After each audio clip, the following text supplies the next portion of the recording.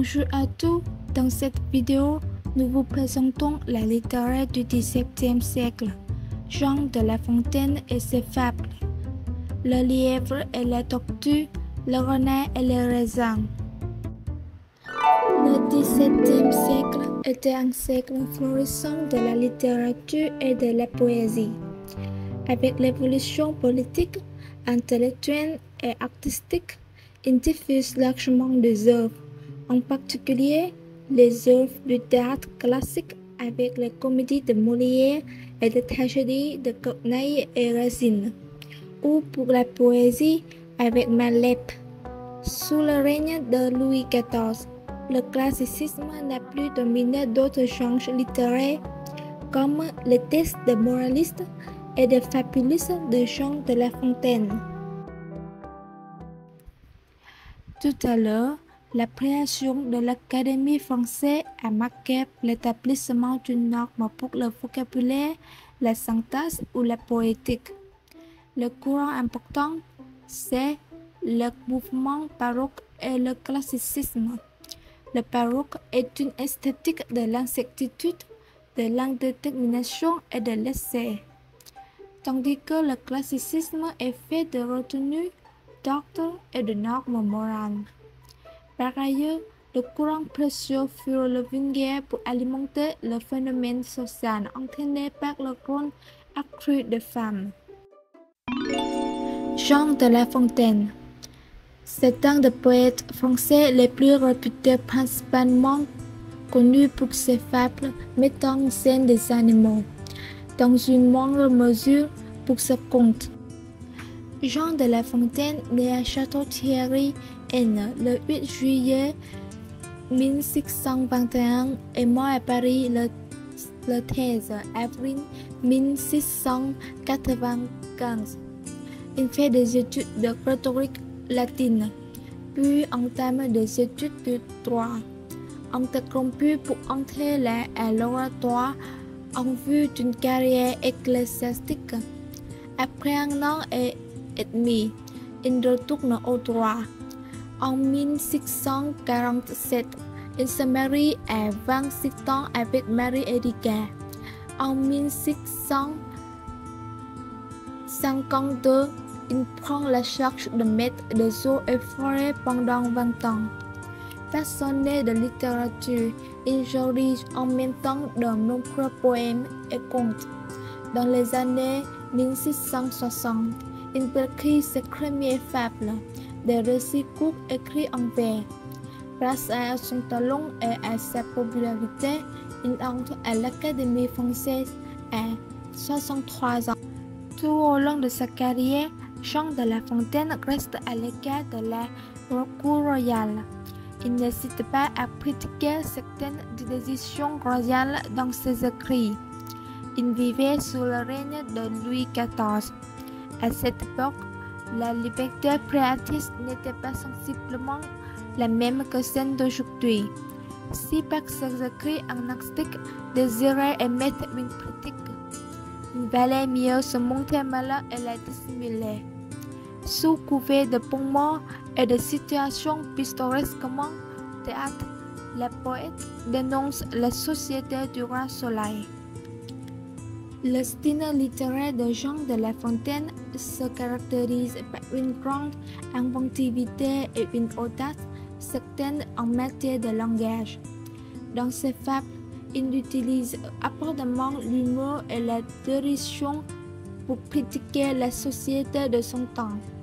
La poète porte un regard humaniste sur le monde qui l'entoure et défend des valeurs universelles, comme la tolérance, la justice et la liberté. Les fables de La Fontaine sont des chefs-d'œuvre poétiques classiques et l'une des plus grandes œuvres de la littérature française.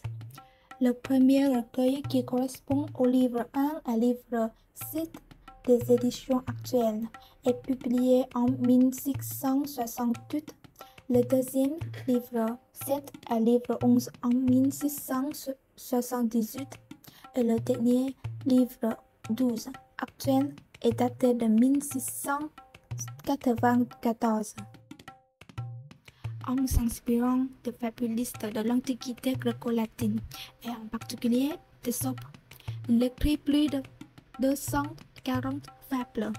Ces histoires fantaisiques mettent souvent en scène des animaux humanisés avec leurs qualités et leurs défauts, comme la fourmi prévoyante mais pas péteuse.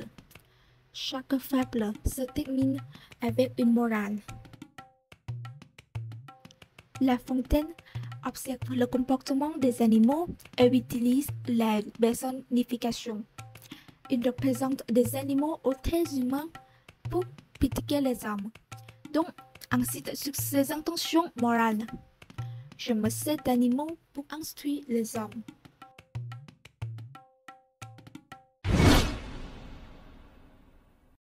La Fontaine est renommée par le trésor de fables, dans lequel nous vous présentons des fables très connues, le lièvre et la tortue, le renard et le raisin.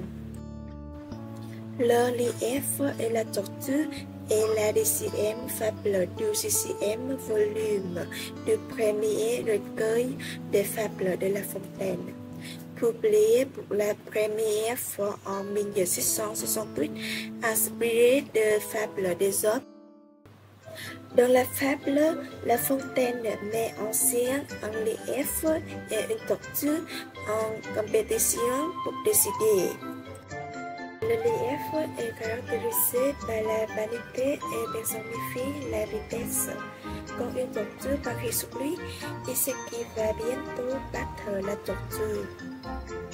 La tortue a aussi une certaine vanité en elle. Même si elle est lente, elle fait preuve de persévérance et de détermination qui va la gagner. Trop prétentieux et sûr de sa vitesse, le lièvre part à toute allure et s'arrête à quelques pas de la ligne d'arrivée pour se reposer, manger de l'herbe et s'amuser. Ce qui était en train de gagner, il ne se rendit pas compte que la tortue passait lentement, mais sûrement devant lui et franchissait la ligne d'arrivée en première. Puis, la morale. Cette moralité veut dire que si nous sommes déterminés et persévérants, nous pouvons atteindre notre objectif.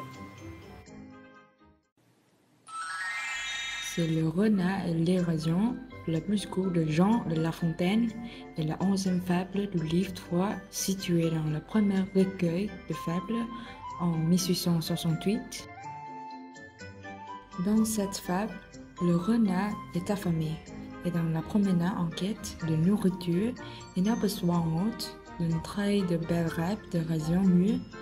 Il ne peut cependant pas attraper le raisin, mais plutôt que d'avouer son incapacité à pouvoir les manger, il préfère dire qu'ils ne sont pas bons pour masquer sa déception.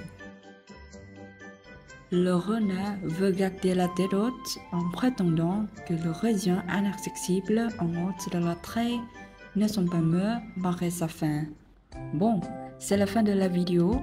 Nous espérons que cette vidéo nous donnera des connaissances intéressantes de la littérature de la France dans ce siècle. Merci.